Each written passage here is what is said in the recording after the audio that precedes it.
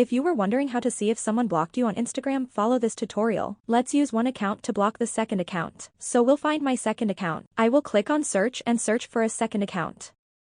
Enter on the profile page of that account. Click here at the top right corner on these three dots and click block. Now let's open up a second account and search for this first account. So I blocked my other account here. Let's go to that account and check this first account. Now I need to go to the search bar to search for my first account. Now let's click here and here it is.